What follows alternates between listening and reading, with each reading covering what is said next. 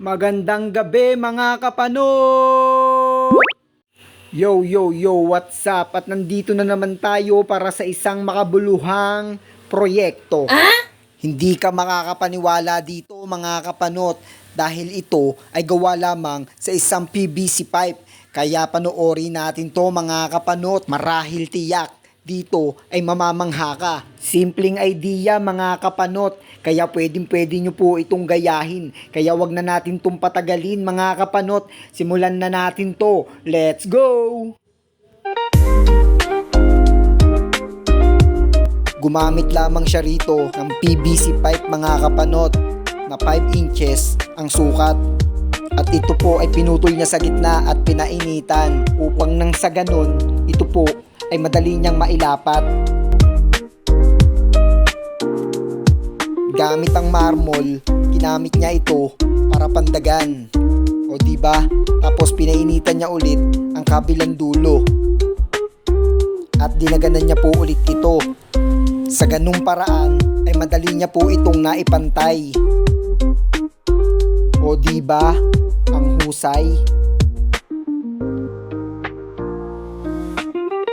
Pagkatapos niya nga itong lagyan ng guide, gamit ang lagaring bakal, ito ay dahan-dahan niyang pinutol na ayon sa kanyang sinukat.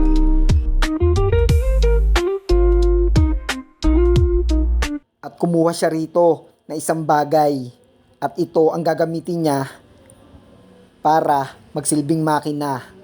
Pumutol ng kapirasong stick upang ito ang magsilbing lock.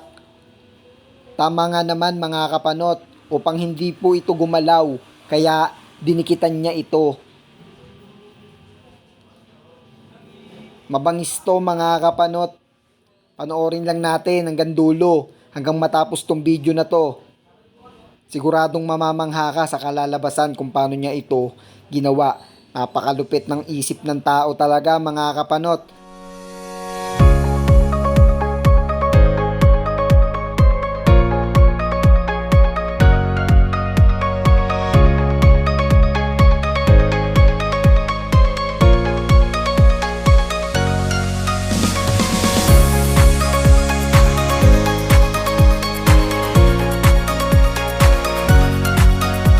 Kaya sa mga katulad ko na mahilig sa DIY, panoorin natin to. Miski paano magkaroon tayo ng dagdag kaalaman mga kapanot.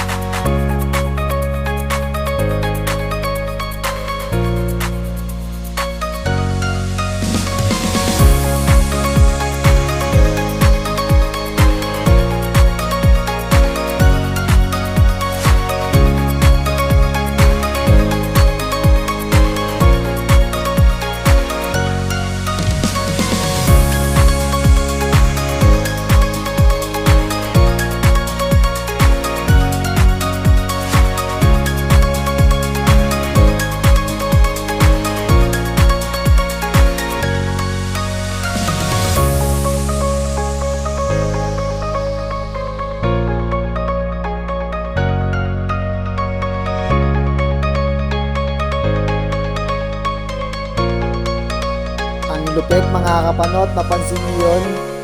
Ito yata yung gagawin niyang gulong.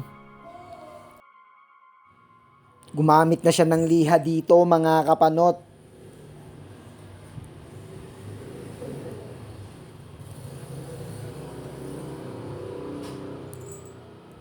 O diba mga kapanot? Tama. Tama ang nasa isip ko. Ito nga yung nagsilbi niyang gulong. Napansin niyo yun kung paano niya ginawa? Ang lupit, no?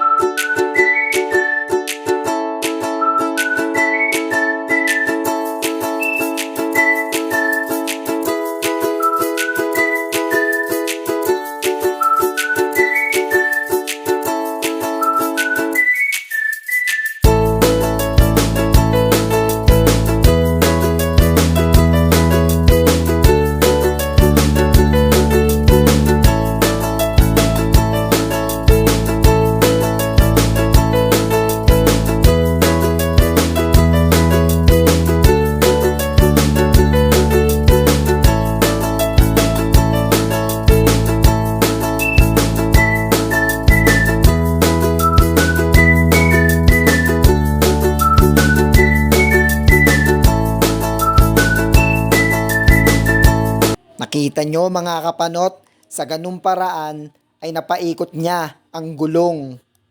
Hindi ba?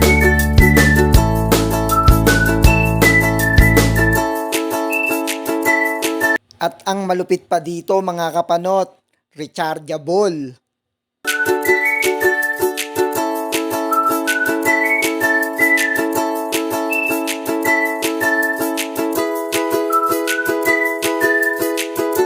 At dito nga ay nagsimula na siyang gumuhit at sumukat para sa kanyang gagamitin bilang isang panakip.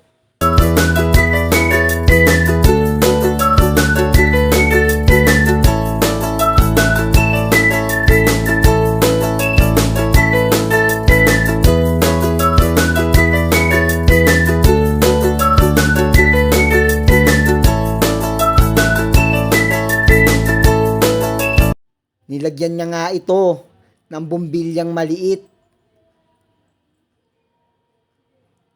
bilang disenyo. Mapapailaw niya kaya ito mga kapanot? Antabayanan po natin nang makita natin ang resulta.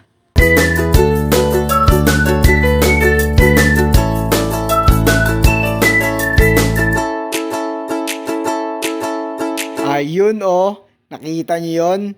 Sabay dinikitan. Sukat na sukat. Hindi ba?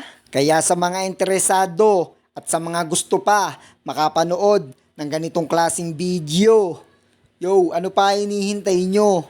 I-follow nyo na ako, i-like at ibahagi sa iba nang miski pa ay makapagpaabot pa tayo ng ganitong klaseng idea. Hindi ba? At dito nga ay nagsimula na siyang magkabit ng wiring. Tama nga naman, bago niya ikabit itong ating pang last part ng video, ang PVC case.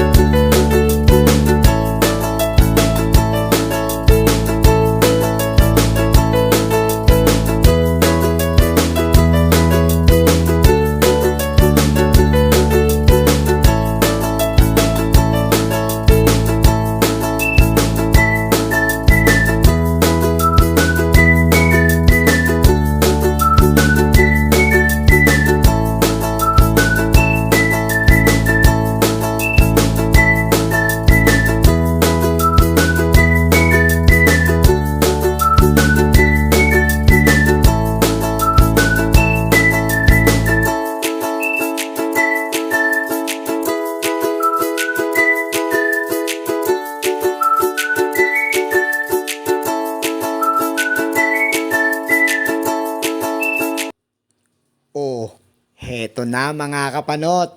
Sabay-sabay natin panoorin ang kalalabasan ng kanyang jeepney PVC pipe. Huwag na natin itong patagalin pa. Let's go!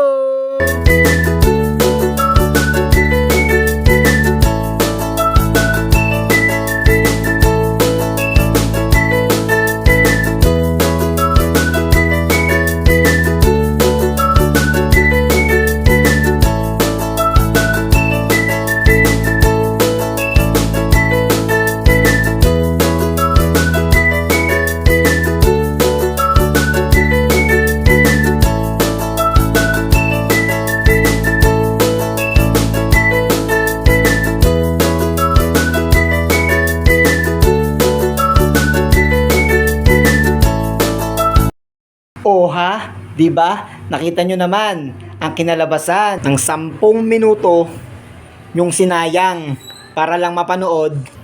Kaya sa mga interesado pa sa mga ganitong video, huwag nyong kalimutan i-like, follow, at share. Ibahagi natin sa iba ng miski paano mapagbigay tayo ng mga ganitong klaseng idea. Dagdag kaalaman ba mga kapanot? Kaya kung ako sa'yo, subscribe mo na rin ako sa aking YouTube channel. Etyas di mapigilan. O paano? Hanggang dito na lang, mga kapanot! Bye-bye!